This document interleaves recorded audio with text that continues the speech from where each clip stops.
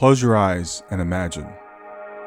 What if the things in life that cause us the greatest pain, the things that bring us grief, are challenges?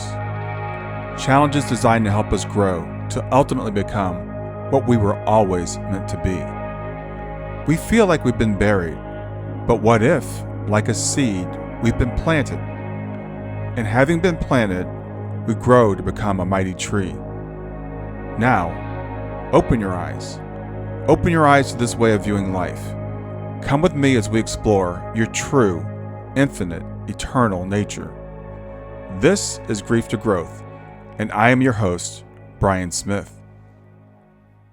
Hey there, everyone. Welcome to Grief to Growth, where we delve into life's profound questions, exploring the realms of existence, loss, and the mysteries that lie beyond. I'm your host, Brian Smith, and today we have an exceptional guest whose experiences and insights promise to really enlighten and inspire us. Join us as Regan Forston, a distinguished clinical hypnotherapist and former board member of the Michael Newton Institute, which is an organization dedicated to uncovering the secrets of the afterlife. He's certified in Quantum Healing Hypnosis Technique through Dolores Cannon School. Regan has guided countless individuals through transformative journeys, including life between lives and past life regressions. And if you don't know what life between lives are, that's what we're going to talk about today. His spiritual path was ignited by an out-of-body experience, at the age of 4, which set the stage for a life rich in spiritual exploration. So in today's episodes, what we plan to cover is the afterlife unveiled, insights that come from over 70,000 life between lives sessions conducted worldwide. And those reveal what happens after death and during that interlude before we reincarnate. We're going to talk about Regan's own journey to the afterlife as he chronicled in his book, 3 Hours, 33 Minutes in Heaven, and the profound lessons that he returned with. We'll talk about healing through hypnosis, how techniques like quantum healing hypnosis can address physical ailments and emotional traumas by accessing altered states of consciousness. And we'll talk about practical spirituality, because we know we like to be practical here. So we're going to talk about methods to activate your God switch, enabling a deeper connection with the divine through practices such as hypnosis, dreams, and soul travel. So this conversation transcends the concept of the afterlife. It's really about embracing intentional living, finding healing, and understanding the soul's expansive journey. And remember that our dialogue doesn't end here. After the episode, I invite you to join our community at grieftogrowth.com/community, where we continue to talk about things like this and this episode itself. So with that, I'd like to welcome Regan Forston. Oh, so thank you, Ryan. That was a nice introduction. Thank you. It's really good to have you here. This is a topic we like to talk about, all the big stuff. And people have heard about the afterlife. We've heard a little bit about reincarnation, but most people may not be familiar with the term life between lives.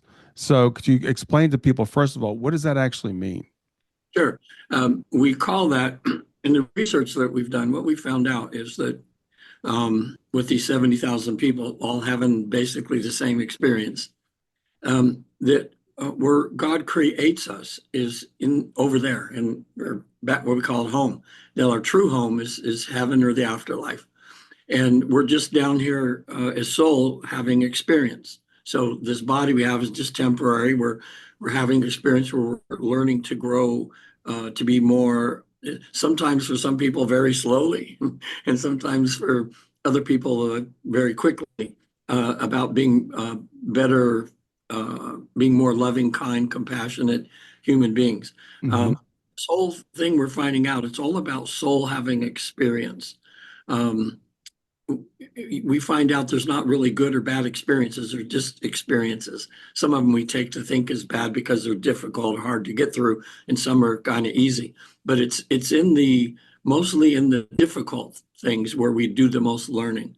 That's where we become more aware of who we really are and what the meaning of life is and everything.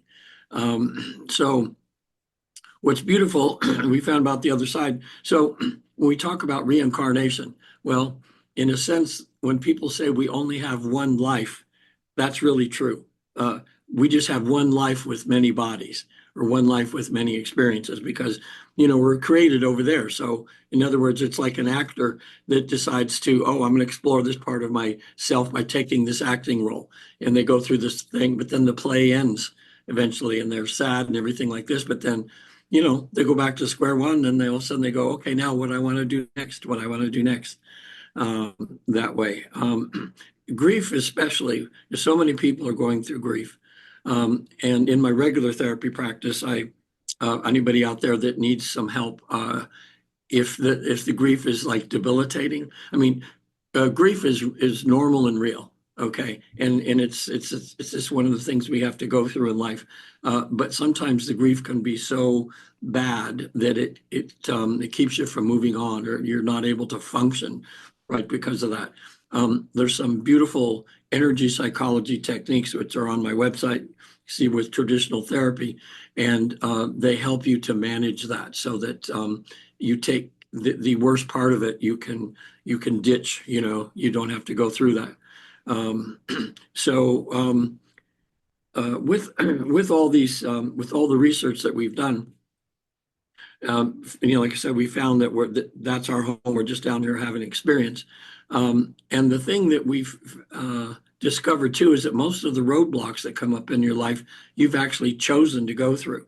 In other words, a lot of souls, they decide that they're going to have a life where they can learn, a particular thing. Like when I was on the other side, I confirmed, which I kind of already knew.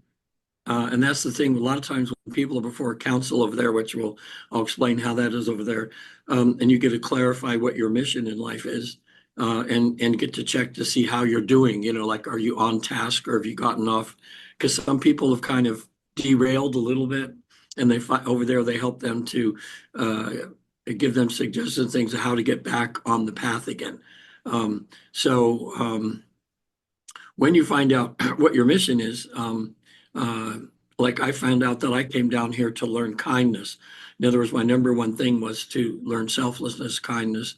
I realized that's what I'd been doing. So I asked them, I said, I had a council of, gosh, now I'm thinking I can picture my main guy that I was talking to. He was a Chinese looking gentleman, late C is who I call him. I said, how am I doing? And they said, well, we're really proud, Regan, that you're doing what you came down here to do. You're doing pretty good. And that made me feel good. But then I said, is there anything I'm missing? Like I'm trying to be a good person. I know it's been difficult for me because I remember when I was younger, I was a lot more selfish than I am now. I've always been kind of aware of my selfishness and been trying to, consciously work on it, that way. And they said, yeah, you're missing one thing, Regan. And I said, what's that? And he said, you could be a better grandfather. And when they said that, I did, when I came out of my session of being on the Afterlife for over 3 hours, I didn't even remember that. But when I listened to my recording, because when I help people have this experience, we record it all because so much happens that you'll remember the highlights. But there's a lot of really golden nuggets that are in there. And so by listening to it again, so when I listened to it again and they said that, and I realized, wow, I said, I have 9 grandchildren, but I never really had grandparents, so to speak. We just went there on Thanksgiving and said hi, and that was about it. I was never very close to them. So that was my role model. So that's what I was being, But what I found out since I took their advice, oh my gosh, in the last 7-8 years now, since my experience there, I've developed some pretty good relationships with my grandchildren. And I found out that grandparents are pretty important in kids' lives. So the things you find out over there, it's like, okay, to do this in an organized way so it doesn't get too confusing for people. First, I'll explain that we found out that this process of visiting the afterlife, the place we go in between lives, is a natural process. That's why it's 80% successful on the very first try for most people that have not experienced it. And then some people need to come back for a second or a third. I've had a couple in 9 years now. I've had 2 people come back for 4 sessions, and then they had the blowout, beautiful experience. Most of those are guys that have trouble. It's us men, Ryan, we have a little harder time kind of just, getting deep, being vulnerable and allowing it to happen. The process we use is simple. It's the process of falling asleep, which you do every night. People are just listening to my voice, and as I suggest to them that they can feel the tension in their head and their neck and their shoulders leaving their body, and they're just relaxing, and we go through every part of the body. And that's what happens when you sleep. You don't just reach over and hit a switch and fall asleep. It's a process of going down and down and down, and where that happens is at the bottom of the breath. Now, people have never thought of this before because we just breathe normally. We've never thought about this process of the breath. When you get down to the very bottom of the breath, and people, I want you to realize this now, notice that there's a moment of hesitation before you take another breath. Well, in that little split second before you take another breath, there's nothing, no muscles are moving in your body. Your body isn't having to work at all for that little second. You can just feel the relaxation. And right at there, where your body has no stress on it at all, it's relaxed. Each time you get down there, the body goes a little deeper, a little deeper. So what I do is I have people stay in that special. This will help people have trouble getting to sleep too. Is you just watch the breath. You get all the way down to the bottom, and you just stay there. It's so peaceful and quiet and relaxing for 3 or 4 seconds. And then you breathe in again.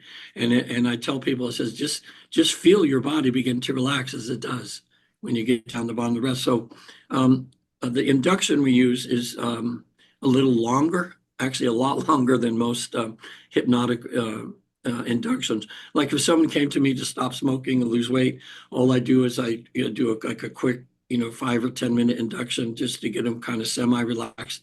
And that's when the subconscious becomes to the surface as much as the conscious mind, and you can talk to it and make changes.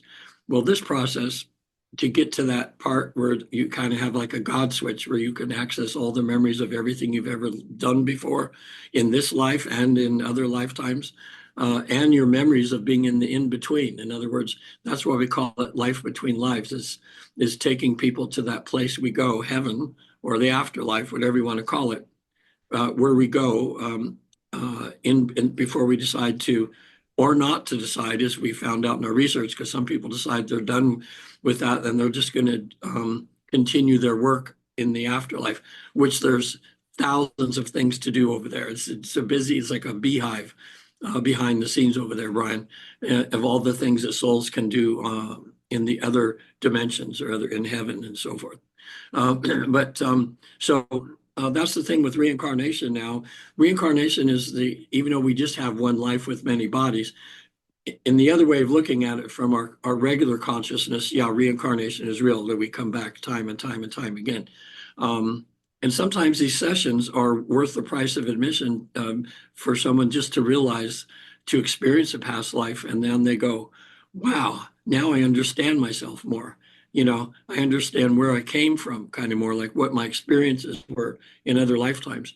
In a session, the way we get to the afterlife is by having somebody recall a life they had before.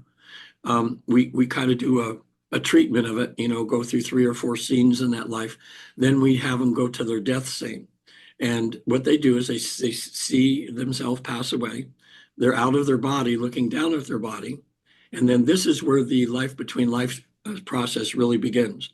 What I'll say to the people is, I'll ask them about what they learned, and I'll say, I'll say, every life has a meaning and purpose. And in that life you just lived, what was your lesson? And everybody will just in trance or something, and they'll talk about what they learned in that lifetime. And then I'll say, okay, now, are you ready to go home? And sometimes this is what's interesting in our research. Some people say, no, I'm not ready to go home yet.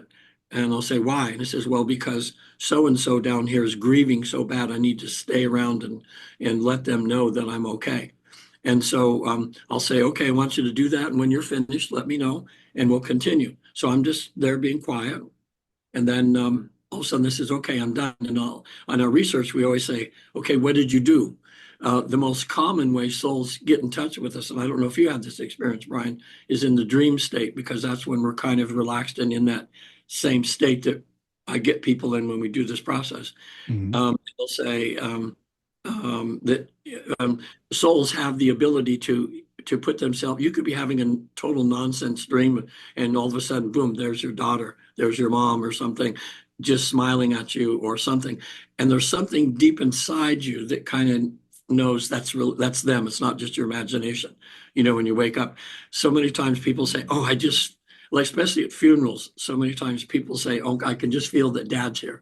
I can just feel mom's energy. And they are actually feeling that, because usually people are, stay at their funeral before they go back to the other side. So we're finding out all kinds of cool stuff. One case was kind of cool. When I asked the person, like, well, what did you do to let your wife know that you were okay? And he says, well, I used to have this thing when I was alive. She'd be reading. She was a reader. She always read books, always in her chair or something. I would sneak up behind her and I'd blow on her ear like this. And she'd go, oh, honey, like this. That was kind of our little joke or a little thing. So when he passed on, he says, no, I got to stick around. And that's exactly what he did. He just used all of his soul energy or something and thinking about everything. And he says, all of a sudden she goes like this, and she goes, you're there, aren't? That's you, isn't it? That's you. And then I knew she was going to be okay. So then what I say to them, I says, okay, now let's rise above that scene until you can see landscape in the long distances. And I'll say, tell me what happens next. I said, turn around. Who's there to take you back home? And all of a sudden they'll say, oh, my guide's here, or my mom's here, or, somebody that's there to take us to the guide or something. And so when we meet the guide, this is beautiful in this experience. Almost every single person of the hundreds that I've done now, these, Brian, has been able to come face to face with, we call it their personal guide. It's like everybody has one. And that's so, when people have this experience and they realize they're never alone from that moment on, when they come back and they start really living their mission, it's so comforting to know that there's always somebody watching out for you. It's so sometimes there's like a team up there that's rooting for you, to get to your mission and to learn what you need to learn. And so a lot of times we'll get the names of the guides, and then here's what so blows my mind, Ryan. Okay, so my client is there in beginning to get to the afterlife, and they're standing next to who just passed, who they were that they just passed away. In other words, they have this consciousness, and they're looking at who they were in that past life that's just left that body. Okay, and then you have the guide there. So then we say, okay, that person who they were then, are they ready to go back home? And so we can now switch to who they are now, and they'll say yes. And so that person there goes back, to the afterlife. And then with the guide, we say, well, now we want to concentrate on who this soul is now. And we know that there's a council we can ask to go through to get questions answered. There's a soul group where they can visit people that have passed on, and that sort of thing. And we'll ask the guide, which is, what should he go to first? And the guide will usually say one or the other. I would say about 50-50, whether they go to what we call a soul group first, or they go to the council. So let's say the guide says the council. Well, it happens instantaneous. And then when the guide says council, I know my client's at the council now immediately. So I'll ask my client, because for research, we're always asking, okay, what's it look like where you're at? Are you inside or outside? Most of the time, almost 90% of the time, people describe this council place as a big open place, but it's inside. It kind of reminds me of what I would think of a Greek temple or something, where it's marble, like marble floors, marble walls, or like some of the court system, like down here when you're in court, it's kind of, that's a little bit like an image of kind of like what it is when you're before a council of elders. Now, this council of elders is so cool, Brian. Every council is unique to the person I've never had two counsels that have been the same, except I've been to the Afterlife 2 times now, and I had the same counsel both times, so that was pretty cool. Hmm. That was pretty consistent. So, um, and then I'll say, okay, now the council members count them from left to right, and they'll tell me like how many. It's usually anywhere from about 3 to maybe 12. Some people have 12. But generally speaking, it's like 3, 4, 5, 6, on there. And I'll have them describe them to me. Now, here's the thing that makes these sessions so real, Brian, is that they start seeing things they couldn't have made up in their imagination. Because they're thinking, most of us think of a council and you think of seeing everybody just like we're seeing each other right now. But I would say about half the time, the council are energy forms. But when you're in that state, it's just natural to see, you recognize them as energy. Hmm. And so, and sometimes it's like, they're partial energy and they'll appear to you like human, but maybe from the waist up human and then energy below. Um, Sometimes you just see a face. Sometimes it's just energy. But when you're in that state, you recognize them as individual souls, individual beings. So then we'll say, okay, now my client has some issues in their life they'd like to address. Should we address, is there one of the council in particular we should address to? Most of the time they say, oh, just ask us, the questions to the group, of that. And so then we just start going through the questions. And um, I've had a few people hesitant to do a life between life process because they know they've done a lot of crazy things in their life and they're kind of afraid of being judged Mm. or something, awful is going to happen or they're going to feel shame.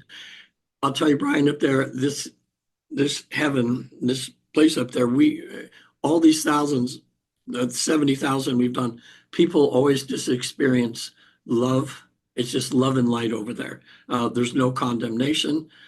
They're just there to help. It's like let's say if you were a good parent and your child does something wrong and you're just a loving parent, it would be like treating them like that, not Hmm. like mean or horrible or anything like this. And also, too, since this question always comes up in people's minds, what about hell? What about, aren't people like, isn't there some kind of crazy stuff?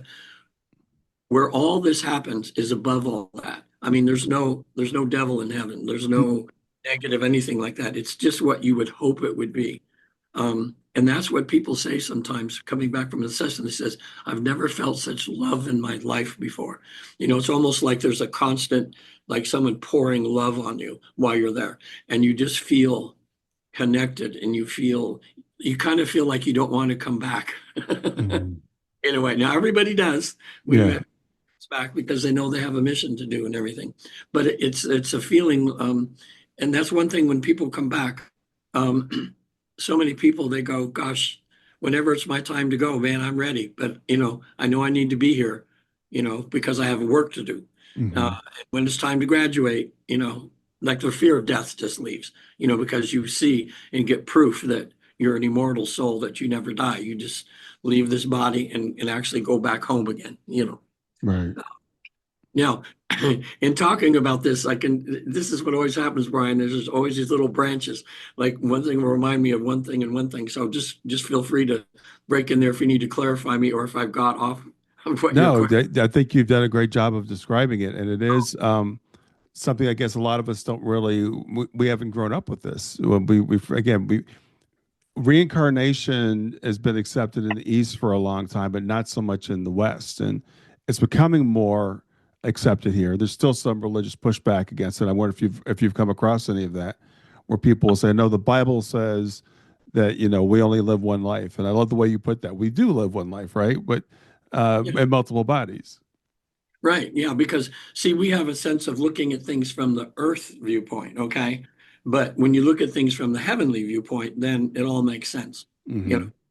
that way. But I've had a few people come to me that I've had quite a few Christians that have come to me when they've heard me on podcasts and things like that, and there's something that rings inside them, and they go, you know what? I think what this guy's saying, it just seems it seems to fit somehow. I can't quite explain it.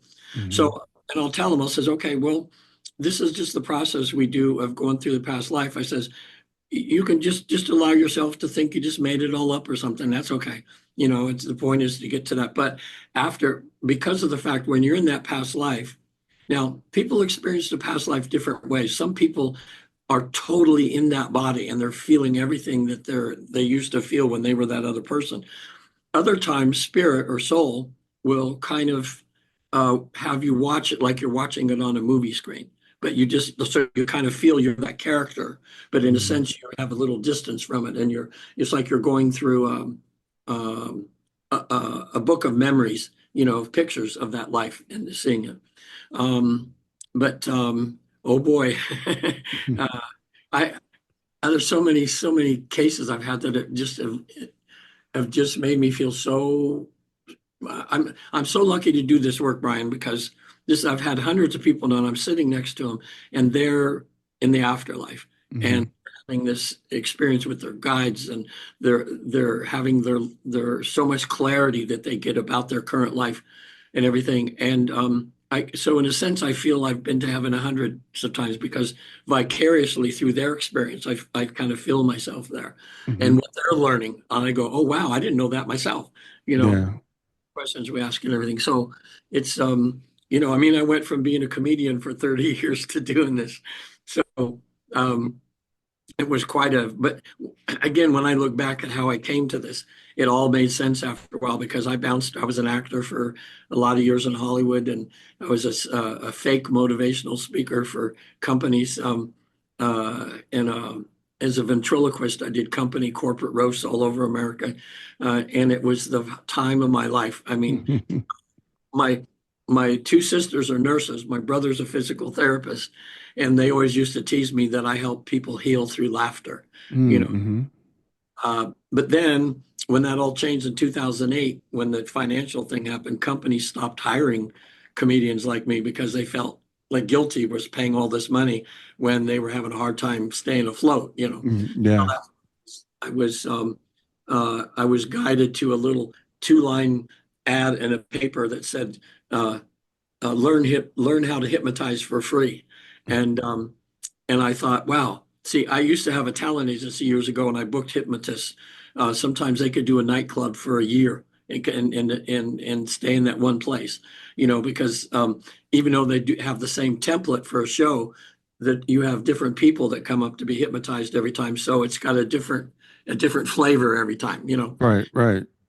Okay, I could do that. I could do that, and I could get some work. But when I went to hypnotherapy school, and all of a sudden I learned how the mind works, and I learned that our minds are changeable. It's like if we have a program in there that's not working, you can go in and get rid of the program and put in a new one. And I thought, why don't they teach that in school? Why don't we, this is so amazing how you know how much power we have over our mind, and how we can fix things that are broken and put things in that are right. We can stop bad habits. We can become better people when we learn how to blend our conscious mind and our subconscious mind more consciously, you know. Mhm. And so something in me went, you know what? I think I want to help people do that instead of making them quack like ducks. And so that's when I took off into just a regular hypnotherapy practice. So people would come to me once in a while when I had my regular hypnotherapy practices. Look, I hear in hypnosis you can do past life regression. I said, yeah. So I started and had a few people come to me, and they just went right to a past life, and it was like, wow. I mean, I was surprised as them. I went, this is really cool. And then when I was on my deathbed, they thought I had stage 4 cancer. I was in the hospital, and I thought, and I didn't. It ended up being something called valley fever, which you can only get in parts of California, Arizona, a little bit of Mexico. You could be driving down the freeway, and if you breathe in a spore of this, whatever it is, and it just starts growing in your lungs. And when you're over 60, it's fatal a lot of times. And They thought my lungs were all cloudy and everything. So they thought it was, and I never smoked and that kind of thing. So, but anyway, they did a biopsy, and they found out it was this other thing. But while I'm laying there for 2 months in the hospital, I remembered reading this book, which I want everybody out there, if you can get a copy, there's a million out there copies, called Journey of Souls. And Michael Newton wrote it, and it's about how this whole thing started. There's a bunch of case histories in there. And the way he lays it out, I'll tell you, that book has changed lives. When people read that, it just resonates. Something resonates, and people just go, oh my gosh, maybe the afterlife really is real. Maybe, maybe I'm down here for a purpose, So anyway, Journey of Souls and also Destiny of Souls. Between the two of them, there's a million out there, copies out there. It's a very good book, and it's all about this research and everything. But anyway, now I'm going to digress a bit because thoughts are coming to me. When I went to a second time, and this is so cool because this process is so easy now that anytime I feel the need that I need some counseling, or my life's gotten kind of balled up and I need some help or some guidance, all I have to do is do another life between life session and get the answers. I mean, I always ask over there, says, is my client welcome to come back? And they said, come back anytime you need to, so like I've been twice, my wife's been twice now. Even in our relationship, it's helped that bloom because we see our why the reasons are we're together. Okay. Mm-hmm. So that's a beautiful thing. Okay, now something's telling me to say this. The thing that I think is the coolest thing we've learned about this process is that when people go through this process, which is mostly successful, they get to go to their soul group. And the soul group is kind of like, it's like souls that over, who knows how long of time, if we're thinking of time, but they're souls that you're most close to in the afterlife. I think of it as like an acting troupe. You're all the best buddies, and everybody's helping each other to learn. And so you'll help them, your friends, with what their goals are by going down and maybe being their mother or their father, or their brother or whatever. And a lot of times you'll pick certain ones there to be your, because we choose. A thing we found in the research is generally we choose our parents. We and sometimes you go, you're kidding me, man. My dad was a horrible thing. Well, oh boy, that's another story there. I'll tell you in a minute. Remind me about that in a minute. But Okay. What we find out is this group that's there. I have people make a list of people they want to talk to on the other side, people that have passed on, they want to have conversations with. But here's the thing. Brian, when you decided to be Brian and come down and be yourself and have a mission of things you wanted to learn in life, you didn't put all of your soul self into your human body. You kept about half of yourself back home. What that means is we all have higher selves. We all have that other part of us that's not in the physical body. And so when you're on the other side, you can actually have conversations with the soul selves of people still alive in your life. You can have a conversation with your wife. You can have a conversation with your coworkers, whoever you want. And sometimes what I add is just kind of a fun thing to do. I'll say, is there anybody in history that if you could have a conversation with them, you would like? A man recently came to me and says, oh my God, I'd want to talk to Tesla because I've got this new invention I have that's going to do something great for the world. So when he's on the other side, I asked the counsel, I says, could my client have a talk with Tesla a little bit? And they said, sure.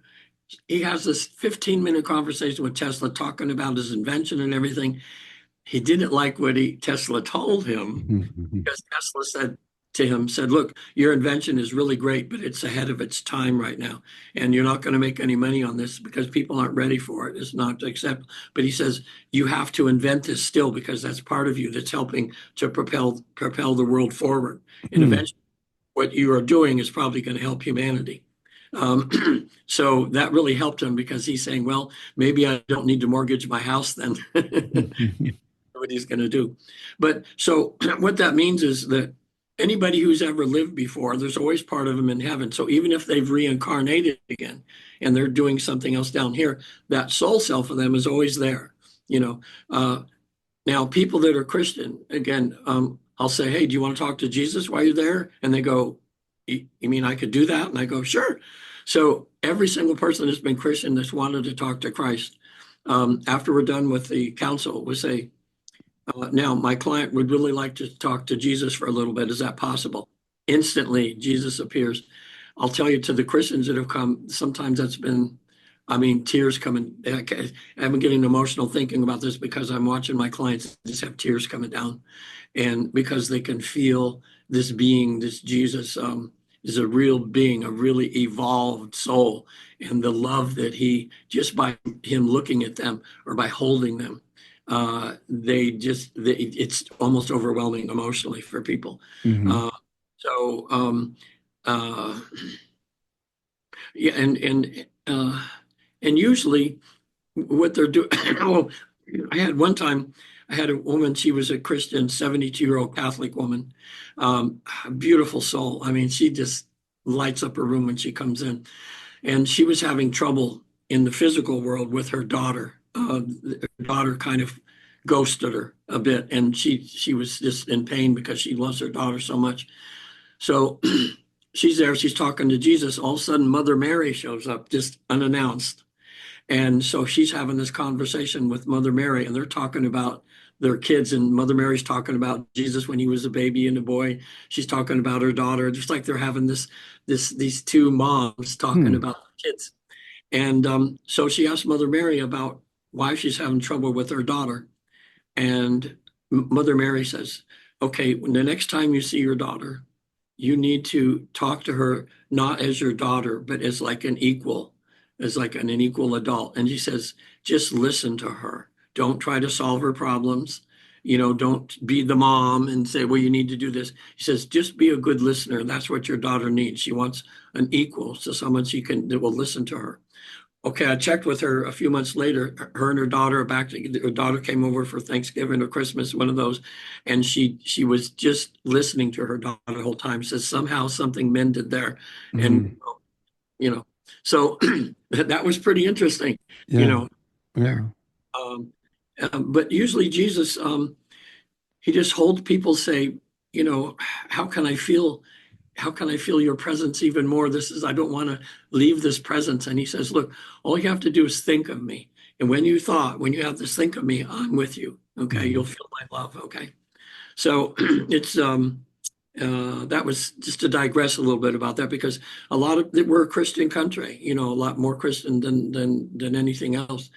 One of my clients was Christian, but she says, well, you know what? I've been studying Buddhism a little bit. And I wondered, is Buddha here? I said, well, let's find out.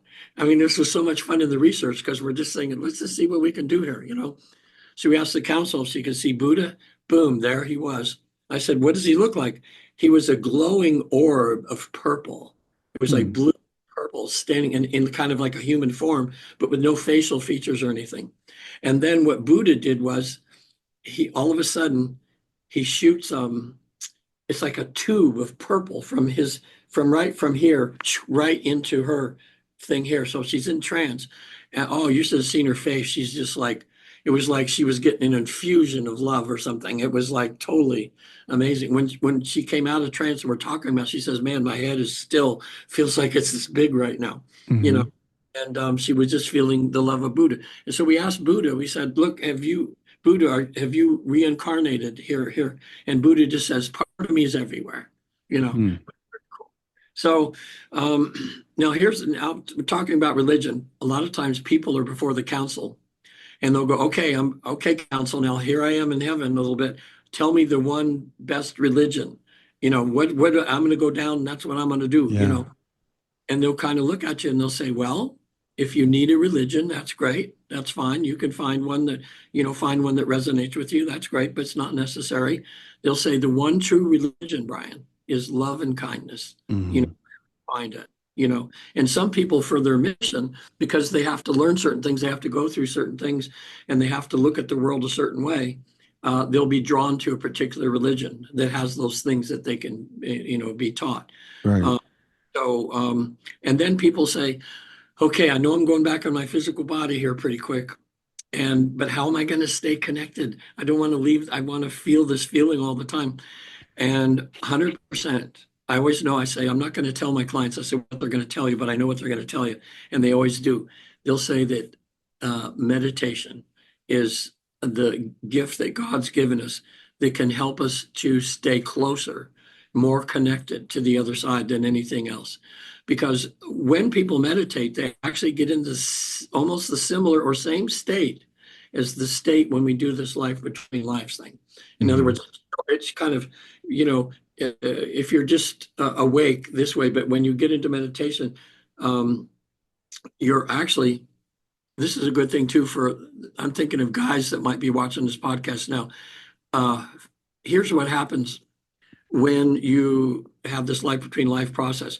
We're hooked up to a machine. Right now we're in the beta state, as a lot of people are familiar with beta, alpha, theta, delta. Okay, as you begin to meditate, all of a sudden you would start seeing alpha waves start coming in. Okay, and when you get into real deep meditation, here comes some theta waves. Okay, and in this process, that's what happens. Like, people get so relaxed. And if I wasn't talking to them and communicating, they would just fall asleep there on my couch, and they would, but because I'm communicating with them, I keep people in that theta state. And that's where it seems, Brian, that's where we seem to have the switch where we can go to past lives. We have memories of everything, that's the door right there in that little bit of theta state. So that's physically what's happening to our minds that way. It's it's great that way. When I think about, and when I had my session, I was not successful the first time. Okay, because I'm so analytical, Brian. As my facilitator was trying to help me get in the state. Okay, this is my mind talking. I go, okay, now why is he saying that? Okay, does that make sense? Okay, blah blah blah. Okay, now what? Okay, I'm seeing some images. Am I just making it up? I don't know what's going on here. I just couldn't relax and allow it to happen. 4 days later, though, I had a few of these amazing other therapists that kind of worked with me on some stuff. And so there were 16 of us going through the training of this at the same time. On the fourth day, they said, okay, tomorrow you're all going to heaven and back. Okay. So I already was a little bit apprehensive, because when I went to hypnotherapy school in Los Angeles, which I went to the most accredited hypnotherapy school in the country, is where I got my training, or initial hypnotherapy training. I was the last one in the class to experience hypnosis. I mean, every time they wanted to volunteer, I'd raise my hand, I'd go up, nothing. And everybody else, it was no problem, and it just bothered me, because I thought, am I ever going to experience, if I'm going to be a hypnotist, I want to know what hypnosis is like for myself. Sure. But eventually, I think it was about the 11th time over like 3 months, I volunteered, and I went up, and here's what he did. He said, let's see here. He says, hold your hands out in front of you like you have a tray across them. And he says, close your eyes. And then he takes some deep breaths, and he says, okay, now, Regan, on your right wrist, I'm tying this really big helium balloon on there. And your right hand feels so light. It's so light. You could keep it there for days, just letting it float. And in your left hand, I'm putting a Los Angeles telephone book. Now, I want you to see that telephone book. I want you know how heavy that is. I want you to feel that and how hard that is to hold up. And you can feel your muscles this hard, and the harder you try to hold it up, the harder it is. Okay, so he's saying that to me. So in my mind, I'm going, well, I know what he's wanting me to do. He's wanting me to go like this, like feel the weight pushing down. I said, I'm not going to do that, because that's not hypnosis. What the hell's going on here? So he kept talking to me. Then he had me open my eyes, and my hands were like this, Brian. And I went, what the? Yeah. Because I didn't consciously do that. But I realized my subconscious was listening to him and feeling that phone book and feeling how heavy it was. And it went down. The whole time I thought hypnosis was something different than it is. And that's why, it's so simple. It's just allowing yourself to get relaxed. And when you're relaxed, your subconscious gets totally to the front, just like your conscious mind. And it's like there's two of us here, my subconscious and my conscious mind. So from then on, so anyway, getting back to my life between life experience, on the 3 or 4 days later, they said, well, let's try again, Regan. After the first time, I know when I went back to class the next day, every single person was talking about being in heaven, and they were just, oh my, and I'm sitting there like, okay, I didn't, and I'm feeling like, is this ever going to happen? Second time we got to, excuse me, I got to the past life. So I'm thinking in my mind, because you're conscious the whole time of everything that's going on. In other words, it's like you're in two places at once. I'm listening to the facilitator, but here I am in this past life. I didn't like what I saw, and I started crying. That's what made it so real, Brian, because I was actually a Roman soldier. I can feel just now when I just say that, I can feel my legs spread. I'm on this really powerful horse, and I'm going up and down, and there's people that are being crucified. And in my mind at the time, I was justified. I felt, well, it's my orders. I'm supposed to be doing this. I'm a soldier. I'm supposed to be killing these guys because they're crazy. But then on my deathbed, this is where I realized I can see myself. I'm on a like a table. It's about, it's like a little taller than the eating table, but I'm just laying there. My daughter's next to me. I know she's my daughter. She's got this long hair, almost down to her waist, straight hair. She looked like she's in her 30s or something. She's holding my hand as I'm dying. And on my deathbed, I cursed Caesar, and I swore. I says, never again am I ever going to do something that inwardly I really know is wrong to do just because somebody tells me to do it. And that was my lesson in that lifetime. So anyway, that's the thing, people. If you go to a past life, we've not always been the saints that we are now. We've done a lot of mayhem sometimes. But you have to look at it as a growth. In other words, we were immature and selfish and everything at one time, and now we've learned through incarnation after incarnation that love is the key. We've loved, and now we're who we are now. Yeah. Anyway, I see myself pass away, and then when I turn around to see my guide or something there, all of a sudden I'm just in blackness. It's like I felt like I felt good. I mean, it felt like I'm just floating, but I was seeing nothing but black. Luckily, the facilitator that I had another facilitator helping him. And that second facilitator says, just let Regan be in the black for a while. And we found out that the black is an actual place, Brian. Like, in other words, when you pass away, in a sense, it's like going from earth to heaven. There's like a little space here. Well, some people go right away, and other people, they're in the black for a little while. It's like a little holding area for a while before. The really trained facilitator that was helping, my new facilitator was helping me have this session.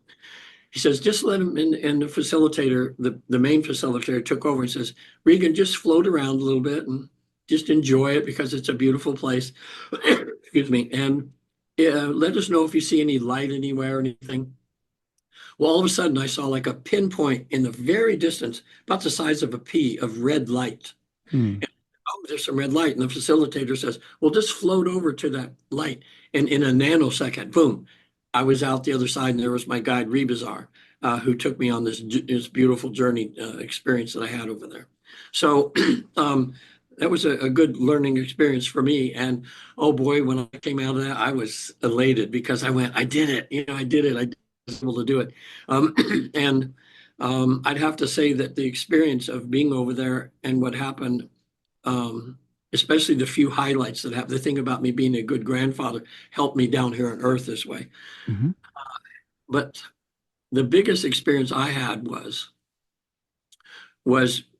just as the council answered my questions, I got to see my mother, my father, my brother, who have passed on. I got to see them for a little bit over there, which made me feel good.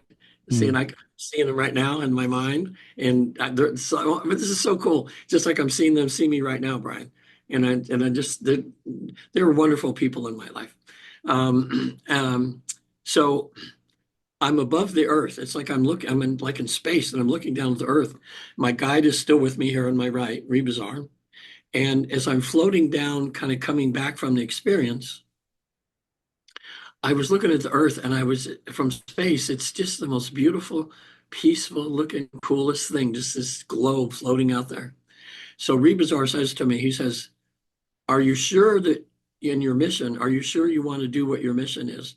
And I screamed, yes, I was just with all my beingness, yes.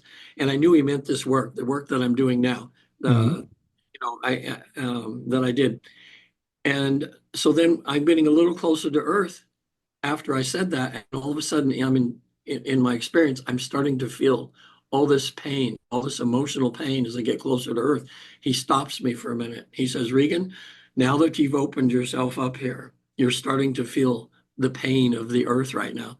And it made me think at that very moment, Brian, looking down at Earth, of all the emotional pain that's going on down there now with people, with the wars and dying and people fighting and all that. And he says, if you're going to do work, Regan, you're going to do four things I'm going to recommend you do, or your physical body won't be able to handle it and your physical body will die. So I said, okay, let's just hold on a minute here. Let's talk about this. He says, and this will help people too, because this isn't just for me, but everybody as they wake up, and this will help them to get through their day in a way where you kind of connect yourself to your higher self, to heaven, or so you be a better person in the day. He says, as you wake up, Regan, the first thing I want you to do as you open your eyes is connect to the other side. And I heard a prayer in my mind. This is so cool. It was, bless this day and those that I serve as I keep one foot in heaven and one foot planted firmly on earth to accomplish my mission. He says, just a little prayer, boom, you're connected for the day. Okay. Mm. So the second thing he said was, spend more time in nature. He said that's God's gift to all of us. And we instinctively know that, Brian, that somehow when we go to a park or we go hiking in the woods or something, there's something healing about that, you know. And the image they showed me in my mind was an hourglass. Okay, you know how sand goes in the top and it goes through a little tiny thing to the bottom, Sure.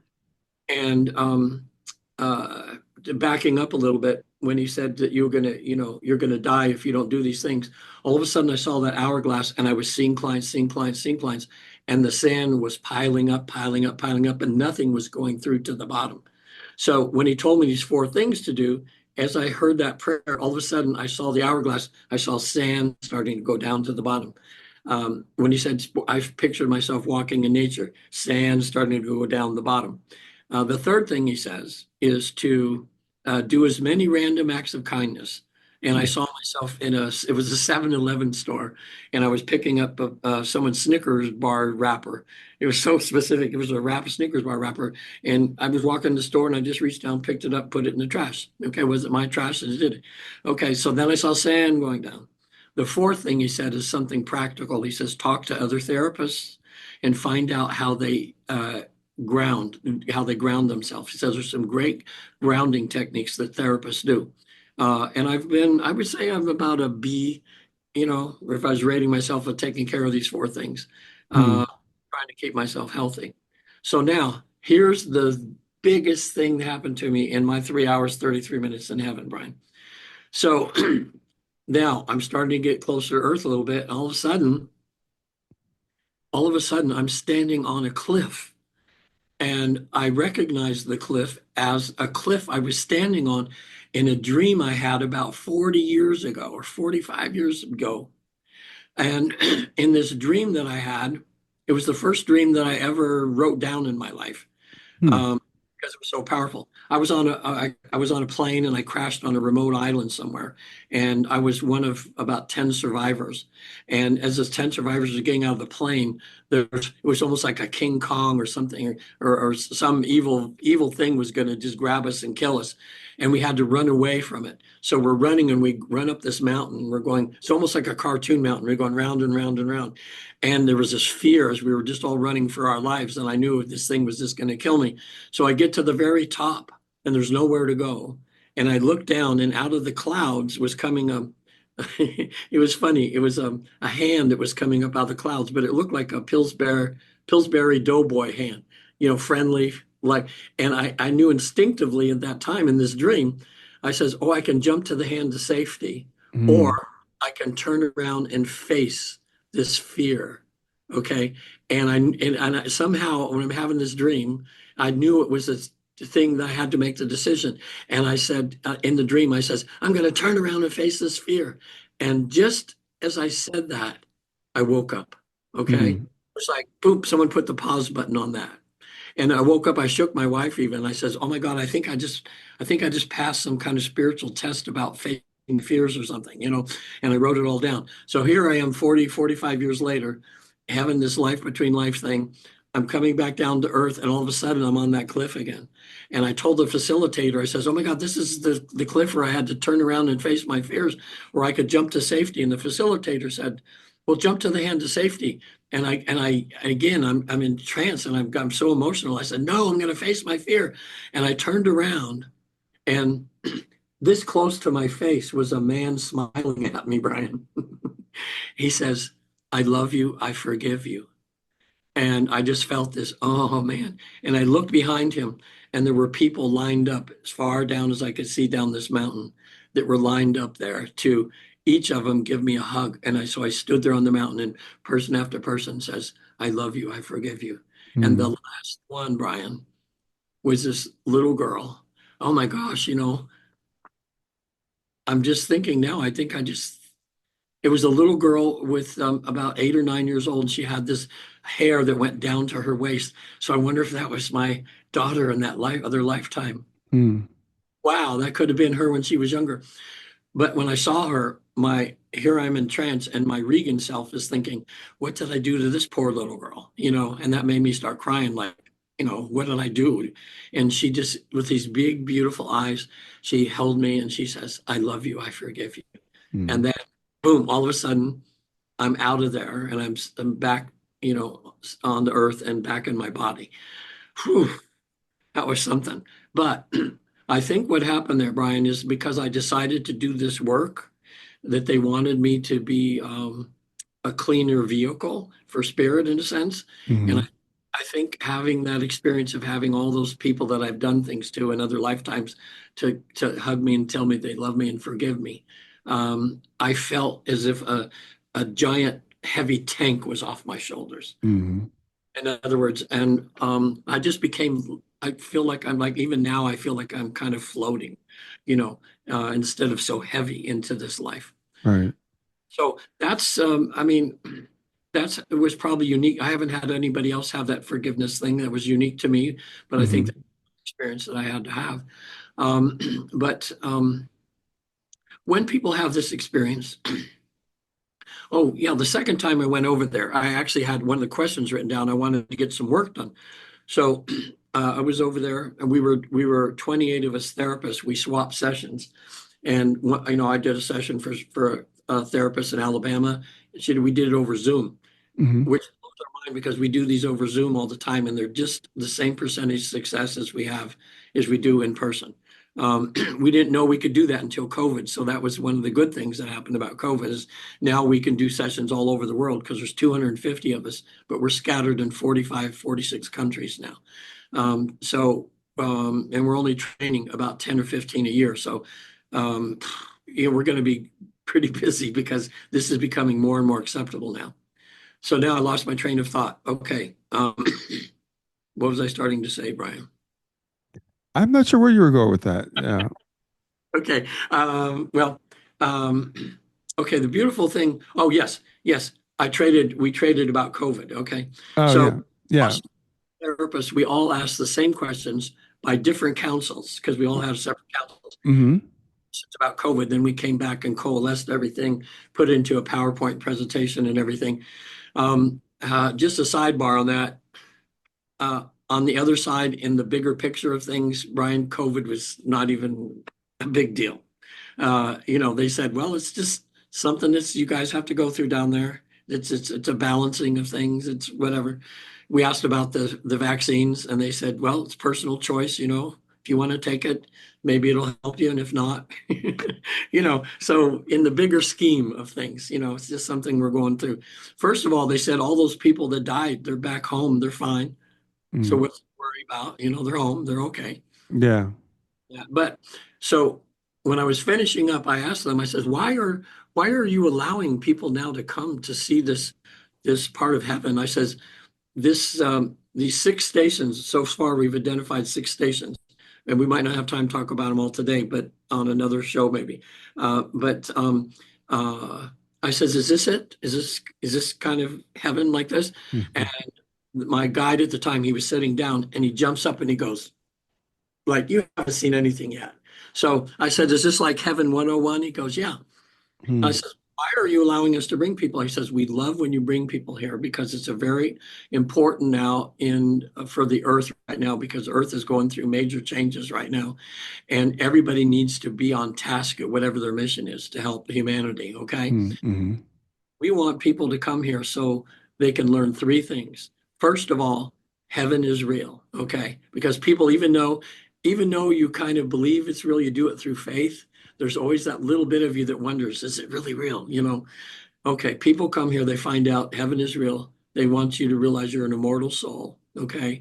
And that the fourth thing's actually, the third thing is that realize you're never alone, because you've always got your guide. You've got people up here that can help you if you're just open to it, okay? And the, I'm thinking now, and the third thing, which is now the fourth thing, as you realize, oh yeah, that you have a mission and purpose, your life not just happenstance. Like Brian, I would guess that if you had a session now, you're going to find out that part of your mission was to come down and be a light worker, just like what you're doing with in talking about this and helping other people. And I'm sure there's probably people out there now listening to the podcast, and maybe some of them for the first time today. And because of your podcast now, all of a sudden they're thinking about their higher self. They're thinking about, gosh, what is my mission?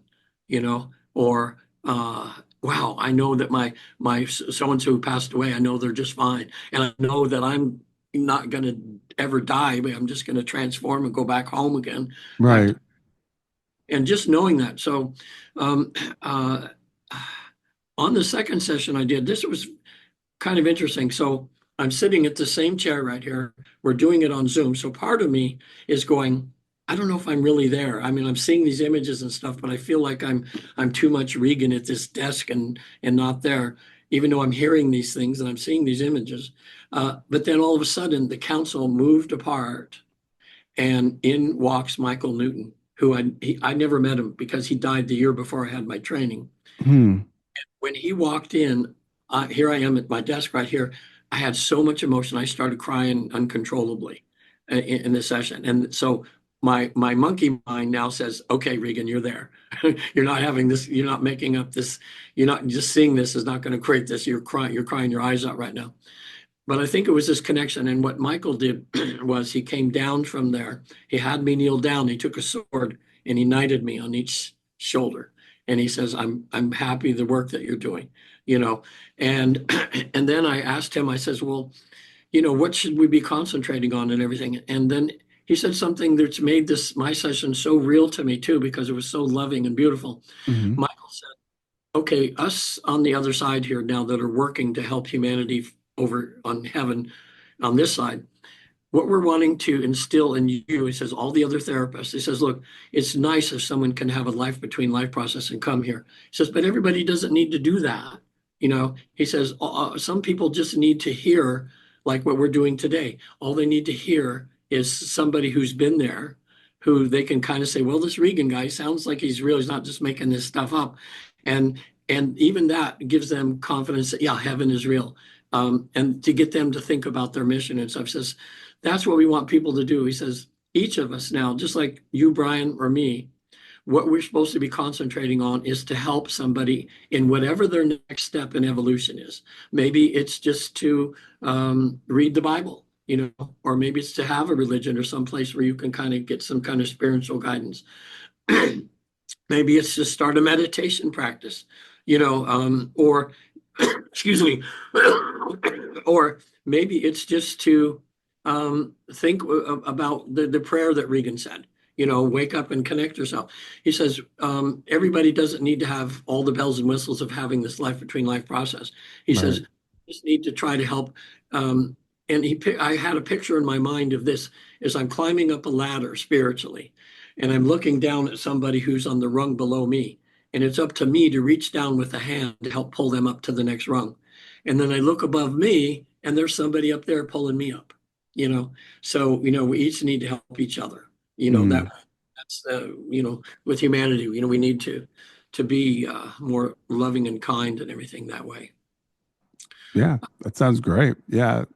So Regan, we're coming to the end of our time together. I appreciate you sharing as much as you did about this process. It's really fascinating, and I know it can be life changing for people that go through it. And Yeah. as you were talking, I kept thinking about near death experiences, and it sounds very similar to what people experience in a near death experience, minus the trauma. So I know a lot of us that have studied near death experiences, and I've heard people even say, I wish I could have one. You don't want to have one. People have had them said, don't do that. But this Yeah, is right. something that we can all experience. So let people know how they can reach out to you, and also tell people, if they get your book, what they'll get from that. Okay, sure, Brian. Just what you said, this is what we've done here is we found a way to activate the process that happens the same thing in a near-death experience, but without the death part. Yeah. So more than one way to get to heaven that way. So that's what's great. And this is so much near-death experiences have changed people's lives because they've got a view of the other side. So they come back a different person because they realize, wow, there's heaven, But this is done in a very scientific way, very organized way, where you have a list of questions prepared ahead of time. You have a list of people you want to see, and so when you're over there, you're actually there as long as you want. The sessions end naturally. There's just a time over there where people are the session just ends. It just ends naturally. But you get work done, and you really find out what your true purpose is, so that when you come out of a session, you realize it's time to get to work. To be a better person. It's time to add more pluses every day instead of minuses. Now, visit theafterlife.com. It's so simple. Visit theafterlife.com. There's all kinds of videos on there, frequently asked questions. 6 different videos we have on there. There's also about 5 videos we have on past life regression. And then also watch traditional therapy, because a lot of us, we've been knocked around in our lives a lot, and we're dealing with grief, or dealing with having trouble forgiving people for people that have trespassed against us in a sense. We're having problems and things. And traditional therapy now is actually, it's kind of spiritual traditional therapy, because we've now discovered 3 techniques in regular therapy with energy psychology that manipulate the energy in your body to help you with grief, to help you with stress, to help you with things like that, and they work like magic. So sometimes that's part of what we want to do now, is heal ourselves now too, so that we can get on. Okay, but watch, I visit theafterlife.com. My book, which is, if you go to my site, you can click it, takes you to Amazon, or go to Amazon. It's 3 hours, 33 minutes in heaven. I also have another book called Reincarnation is Real, which is about all the current research being done. When you see all the current research and all the proof that's out there, even if you don't believe in reincarnation, part of you is going to go, maybe there's something to this, because we have so much validation now, and just validation, thousands and thousands of cases and everything now. One of them is a book called Before by Jim Tucker from the University of Virginia. They've been studying reincarnation for 50 years now. And these are about children that remember past lives. It's not done through hypnosis. It's done by just seeing the children, having them talk about their past lives, and then they send a team to go out and prove that what the children said was true. And it's in the book called Before. So that, because some people think, oh, it's hypnosis, whatever, but that's with just children that just say, Mom, you're not my real mom, and they have all these other experiences. So anyway, the book Reincarnation is Real. Anybody listening to this podcast, if you go to my website, ask for a free copy, I'll send you a free ebook copy of Reincarnation is Real. Just for coming and watching the show. Awesome. Thank you. It's a very generous offer. Well, Regan, thanks so much for being here today. Brian, great. You're a very gracious host, and I wish you well in your endeavor there. And thank you for being a light worker too, and helping other people. It's admirable. I'm glad you're doing this. Awesome. Same to you. Enjoy the rest of your day. I will. You too. Bye. Okay, bye.